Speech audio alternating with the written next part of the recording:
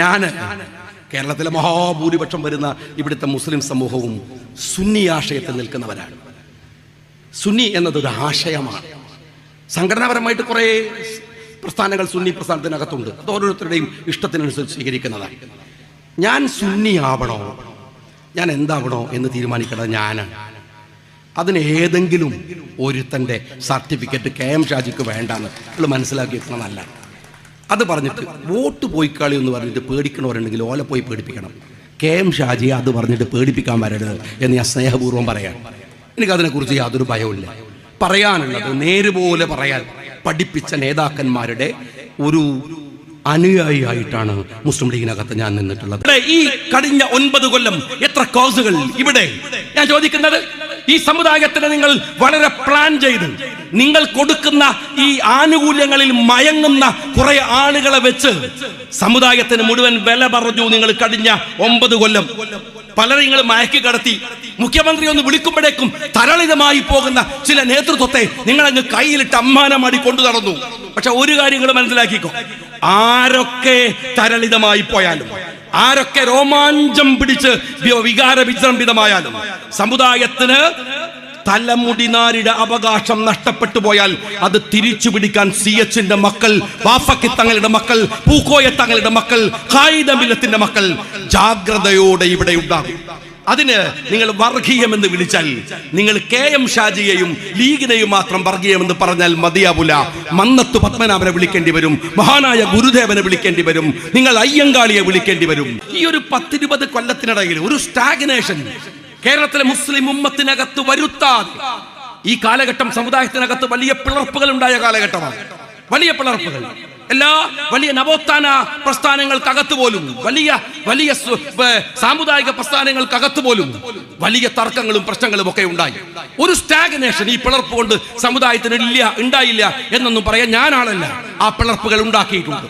ആ സമയത്തും വലിയ സൂക്ഷ്മതയോടെ ഈ സമുദായത്തെ അതിന്റെ മുന്നോട്ടുള്ള പ്രയാണത്തെ ഗൗരവത്തോടെ കരുതലോടെ കൊണ്ടുപോയ ഒരു വലിയ മനുഷ്യരുണ്ട്.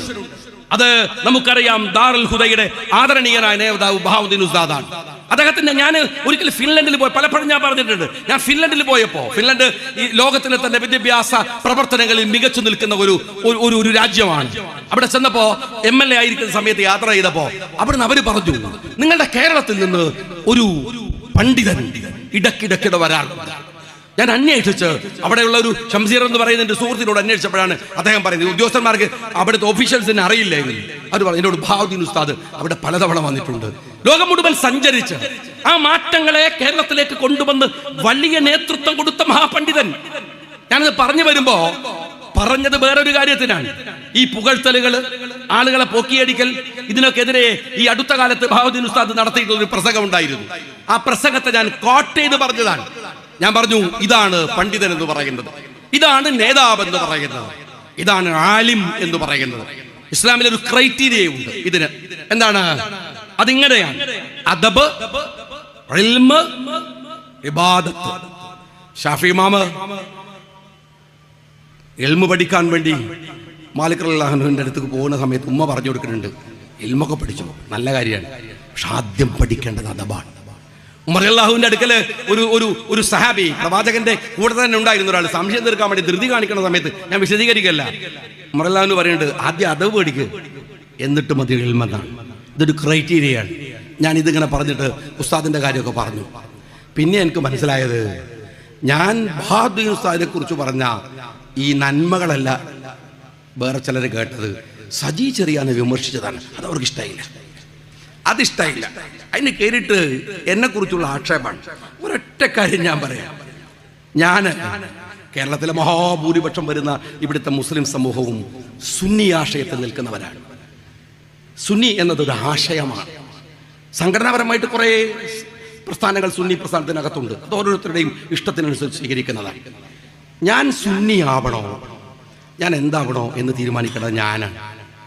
അതിന് ഏതെങ്കിലും ഒരുത്തൻ്റെ സർട്ടിഫിക്കറ്റ് KM ഷാജിക്ക് വേണ്ടാന്ന് നമ്മൾ മനസ്സിലാക്കി വെക്കണം. നല്ല അത് പറഞ്ഞിട്ട് വോട്ട് പോയിക്കാളി എന്ന് പറഞ്ഞിട്ട് പേടിക്കണവരുണ്ടെങ്കിൽ ഓല പോയി പേടിപ്പിക്കണം.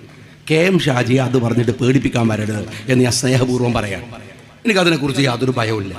പറയാനുള്ളത് നേരുപോലെ പറയാൻ പഠിപ്പിച്ച നേതാക്കന്മാരുടെ ഒരു അനുയായിയായിട്ടാണ് മുസ്ലിം ലീഗിനകത്ത് ഞാൻ നിൽക്കുന്നത്.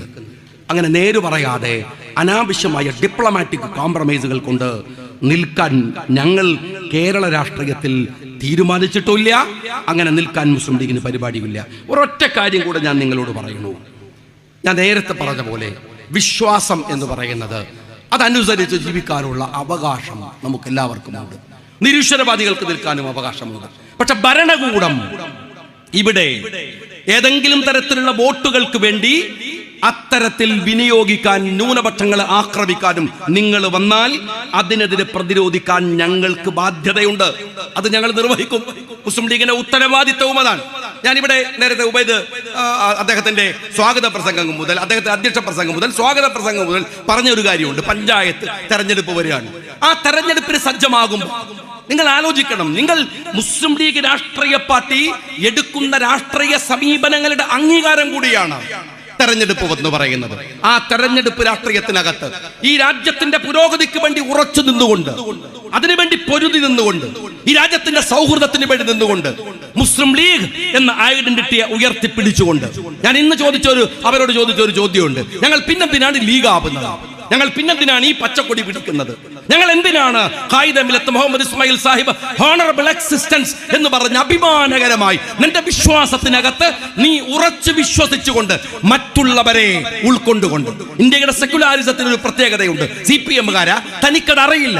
താൻ യൂറോപ്യൻ സെക്യുലാരിസത്തെ ഫോളോ ചെയ്യുന്നവനാണ്. അവിടെ സെക്യുലാരിസം മതനിരാസമാണ്. ഇന്ത്യയിലെ സെക്യുലാരിസം മതനിരാസമല്ല. എന്താണെന്നറിയുമോ? എന്റെ മതത്തിനകത്ത് ഞാൻ വിശ്വസിക്കാം അഭിമാനത്തോടെ. എന്നാൽ മറ്റൊരു മതത്തെയും ആക്ഷേപിച്ചുകൊണ്ടാവരുത്, അത് തള്ളിപ്പറഞ്ഞുകൊണ്ടാവരുത്, അത് മറ്റൊരു മതത്തിന്റെ മുകളിലും കുതിര കയറിക്കൊണ്ട് ആവരുത്, അത്. അതാണ് മുസ്ലിം ലീഗ് എന്നും ഉയർത്തിയിട്ടുള്ള മുദ്രാവാക്യം.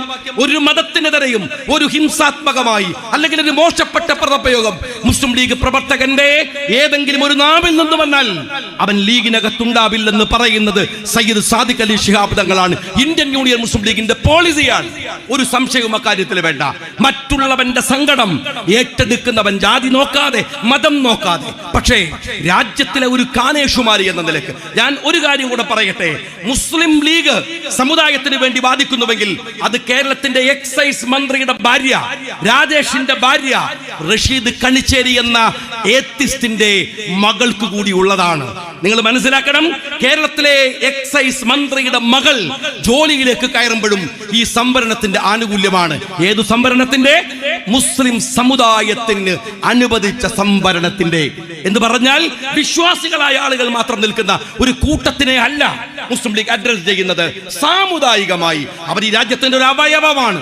അവർ കരുത്താർജിക്കണമെന്ന ലീഗിന്റെ പൊളിറ്റിക്കൽ ഐഡിയോളജിയാണ്. ഞാൻ ഒന്നുകൂടെ പറയട്ടെ പ്രവർത്തകന്മാരോട്, ഇത് മുസ്ലിം ലീഗിന്റെ രാഷ്ട്രീയ ഐഡിയോളജിയാണ്. ഇത് സാമുദായിക രാഷ്ട്രീയമാണ്. എന്നാൽ അതേപോലെ തന്നെ സ്വത്വബോധവും സ്വത്വ രാഷ്ട്രീയവും തമ്മിലുള്ള വ്യത്യാസം, പൊളിറ്റിക്കൽ ഇസ്ലാം എന്നതിനെ കുറിച്ചുള്ള വ്യത്യാസം കൃത്യമായ ബോധ്യത്തോടെ തന്നെ രാഷ്ട്രീയ നിലപാടുകൾ സ്വീകരിച്ച ഒരു പാർട്ടിയാണ് മുസ്ലിം ലീഗ് എന്ന് പറയുന്നത്. അതുകൊണ്ട് ലീഗ് രാഷ്ട്രീയ പാർട്ടിയുടെ ഐഡിയോളജിയെ അടുത്ത തലമുറയിലേക്ക് കൈമാറിക്കൊടുക്കാൻ നിങ്ങളുടെ ഈ ഓഫീസിൽ നിന്ന് സംവിധാനങ്ങൾ ഉണ്ടാവണം. അതിന് കഴിയണം. അഭിമാനത്തോടെ ജീവിക്കാൻ കഴിയുന്ന ഒരു സാമൂഹ്യ രാഷ്ട്രീയ സാഹചര്യത്തിന് നേതൃത്വം കൊടുക്കാൻ ആനക്കയം പഞ്ചായത്തിലെ ഭാരവാഹികൾക്ക്, നേതാക്കന്മാർക്ക് സാധിക്കട്ടെ. എല്ലാത്തിനെയും മറികടക്കാൻ കഴിയുന്ന മനോവൈകൃതത്താൽ കേരളം അനുദിനം വഷളായിക്കൊണ്ടിരിക്കുകയാണ്. പലപ്പോഴും കടുത്ത വർഗീയത കൊണ്ട് ഇടതുപക്ഷം എന്ന് പറയുന്നത് നമ്മൾ ഈ കാണുന്ന LDF എന്ന് പറയുന്ന പോലെയുള്ള ഒരു സ്ട്രക്ചറിനല്ല. കേരളം തന്നെ മനുഷ്യപക്ഷത്ത് നിൽക്കുന്ന ഒരിടതാണ്. കൽപ്പറ്റ നാരായണൻ ഈ അടുത്ത് എഴുതിയതുപോലെ എനിക്കിഷ്ടം രാഹുൽ ഗാന്ധിയുടെ ഇടതുപക്ഷമാണ് എന്ന് പറയുകയുണ്ടായി. ഇടതുപക്ഷം എന്നത് മനുഷ്യപക്ഷത്ത് നിൽക്കുന്നവരാണെങ്കിൽ ഇവിടുത്തെ മുസ്ലിം ലീഗ്, ഇവിടുത്തെ കോൺഗ്രസ്, ഇവിടുത്തെ ഒരുപടി പാർട്ടികൾ, CPI വരെ നിൽക്കാവുന്ന ഇടതുപക്ഷത്തിലെ പാർട്ടികൾ ആ ഇടതു വികാരത്തിന്റെ കൂടെ നിൽക്കുന്നവരാണ്. ഇന്ന് KN കുഞ്ഞമ്മദിന്റെ ഒരു ഇന്റർവ്യൂ KN പറയുന്നുണ്ട്, ഇടതുപക്ഷമായിരുന്നു നമ്മളെങ്കിൽ ഇടതുപക്ഷത്തിനു ചേരാത്ത പലതും നാം ചെയ്തുകൊണ്ടേയിരിക്കുകയാണ്. വലതുപക്ഷത്തിന് പോലും വിചാരിക്കാൻ കഴിയാത്ത വൃത്തികേടുകൾ ഇടതുപക്ഷം കാണിച്ചുകൊണ്ടിരിക്കുകയാണ്. ഒരു മടിയുമില്ലാതെ അതിന്റെ അംഗീകാരങ്ങൾ കിട്ടുന്നുണ്ട് കേരളത്തിന്. നിങ്ങൾ കണ്ടല്ലോ, മിനിഞ്ഞാന്ന് മുഖ്യമന്ത്രി ഡൽഹിയിലേക്ക് പോകുമ്പോ ആഭ്യന്തര മന്ത്രാലയത്തിൽ നിന്ന് ഇറങ്ങി വന്ന് മുഖ്യമന്ത്രിയോട് ചർച്ച ചെയ്യുന്നു. ആര്? അമിത്ഷാ. പത്രങ്ങൾ റിപ്പോർട്ട് ചെയ്യുന്നത് ആഭ്യന്തര മന്ത്രാലയത്തിന്റെ പുറത്ത് വിസിറ്റേഴ്സിനെ കാണുന്നത് ലോകരാഷ്ട്ര തലവന്മാരോടും പ്രതിനിധികളോട് പോലും അമിത്ഷാ ചെയ്തിട്ടില്ല എന്നാണ്. ലോകരാഷ്ട്രങ്ങളിൽ നിന്ന് വരുന്ന പ്രതിനിധികളോട് പോലും അമിത്ഷാ കാണിക്കാത്ത കാരുണ്യം. ഇന്ത്യയിലെ ഇടതുപക്ഷത്തിന്റെ ഏക സ്റ്റേറ്റ് ഭരിക്കുന്ന CPM ഭരിക്കുന്ന കേരളത്തിലെ മുഖ്യമന്ത്രിയോട് എന്തേ കാണിക്കുന്നത്? അതിന്റെ രാഷ്ട്രീയം എന്താണ്?